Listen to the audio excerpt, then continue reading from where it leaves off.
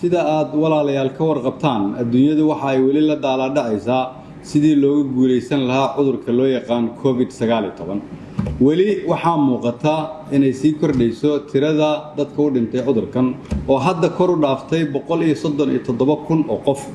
waxa uu ku dhacay ayaa la leeyahay dunida in ka badan 2,100,000 oo qof waxaa sidoo kale muuqata in cudurkani aanu xaduud lahayn oo isaga gooshaya qaarado taasoo keentay inuu hadda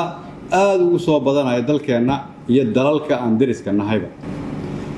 maadaama ay sii kordhayso tirada dadka uu cudurkani ku dhacayo dalkeenna oo ilaa iyo hadda inta la xaqiijiyey ay tahay 80 qofood boqolaal kalena ay wasaaradda caafimaadku ku wado baaritaan iyo hubin dhowr qofna ay ugu geeriyoodeen isbitaalada khaaska loogu daaweeyo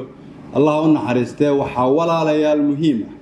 in aan maqalno kuna dhaqanno talooyinka wasaaradda caafimaadka iyo dhakhaatiirta Soomaaliyeed dadka oo hadda cudurkani ku dhacay waxaa ka mid ah dhakhaatiir iyo shaqaalaha wasaaradda caafimaadka oo ah adeegayaasha bulshada ee taagan safka hore waxay dadaaladaas u bixinayaan naftoodana u hurayaan inay badbaadiyaan nafta shacabka Soomaaliyeed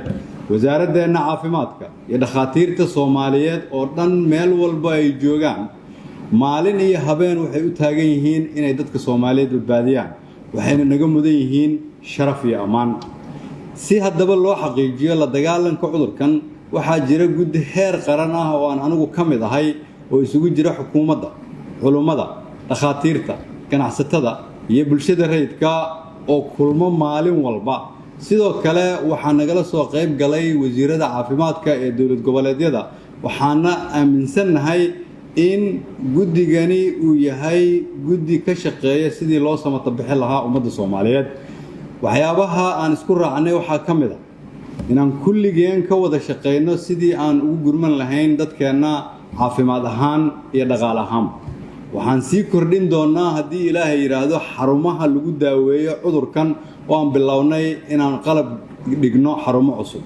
waxaan badin doonaa baaritaanka si qof walba oo isaga shakiyo cudurkan uu u helo fursad uu isugu baaro waxaan ku guda jirnaa oo aan ku maqannahay inaan soo iibsano qalab caafimaad inta aan awoodno dawlad ahaan si aan dadkeenna ugu fidino adeeg hufan oo ay u baahan yihiin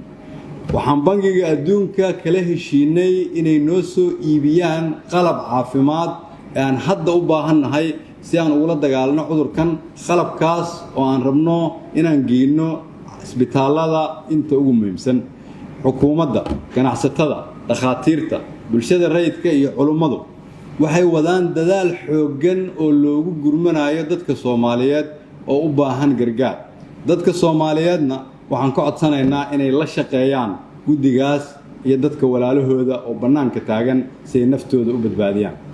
ganacsatada Soomaaliyeed iyo wasaaradda maaliyaddu waxay ka wada shaqeeyaan sidii loo yareyn lahaa saameynta dhaqaalaha sidaas daraadeed ayaa loo dhimay canshuuraha raashinka daruuriga ah si shacabka aan loogu qaaliyeyn cuntada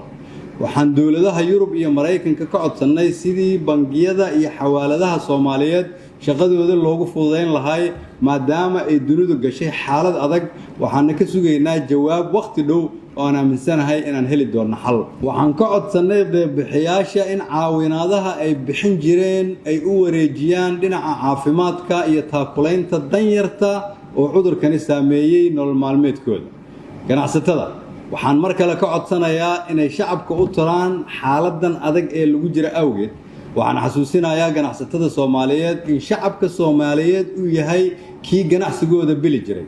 noloshooda iyo badbaadadooduna ay kulligeen waajibna saaran tahay culimada Soomaaliyeed ee sharafta leh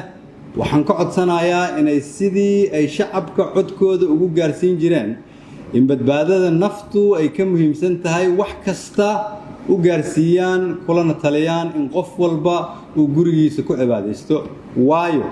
waajibaadka dhinaca diiniga ah waxa ugu horeeya badbaadinta nafta qof kasta oo awooda waxaan kula talinayaa in ay guryahooda joogaan si ay naftooda iyo nafta walaalahood u badbaadiyaan dhakhaatiirta Soomaaliyeed oo aan idin sheegay in qaarkood iyagoo badbaadinaya dad cudurkan ku dhacay iyagii uu ku dhacay waxaan leeyahay ayagana allaha badbaadiyay laakiin maanta waa maalintii aad wax u soo barateen bulshadiinna laydinkuna baahi badnaa ayna tahay maalintii la rabay dadaalkiinna inaad sii laba jibaartaan saxaafadda waxaan ka codsanayaa inay xaqiiqda u foojignaadaan mar haddii arrinkan laga hadlaayo uu yahay arrin caafimaad waa inaan loo gudbin shacabka Soomaaliyeed warar abuuraya khalqal iyo walwal caafimaad ka qaata xogta rasmiga ah wasaaradda caafimaadka oo maalin walba soo saarta warbixin aan dadkeena ilaalin gaar ahaan waayeelka iyo dadka xanuunsan aan alla ka cabsiga iyo baryadiisa badino si ilaahay ummadeenna u badbaadiyo waxaan rabaa mar kale inaan shacabka Soomaaliyeed xasuusiyo badqabka bulshada iyo badbaadintooduba maanta waxa ay ku jirtaa waa kala maqnaanta muddada cudurkani jiro inaad eheladaada iyo asxaabtaada ka maqnaantay ama aad ka maqan tahay oo aadan booqan xilligan adag ayaa daliil cad waxay u tahay in qofkaas damiirkiisu uu xooggan yahay oo aad dadkaada ka ilaalinaysid dhib aadan la jeclayn dhab ahaantii masiibada maanta waxaa ka nabad galay kuwii qaatay waanada iyo waxsheegga kuwii dhageystay talooyinka bahda caafimaadka kuwaas ayaa ah kuwa inay haligmaan ka nabad galay shacabka Soomaaliyeed garab ay idinkaga baahan tahay dawladdiina iyo dhaqaatiirta ku howlan sidii cudurkan wax looga qaban lahaa sida wada jir ah dhagihiina ayaan ugu baahannahay mujtamac kasta noloshoodu ismaqal ayay ku xiran tahay aan dadkeena ilaalino gaar ahaan kuwa waayeelka ah oo u baahan in la siiyo daryeel laga ilaaliyo cudurkan inuu u soo dhawaado walaalayaal dawladdiinu waxay ka shaqaynaysaa wax walba oo dadkiina lagu badbaadin karo laakiin aan kulligan ka hortagno faafidda cudurkan yaan loo kala harin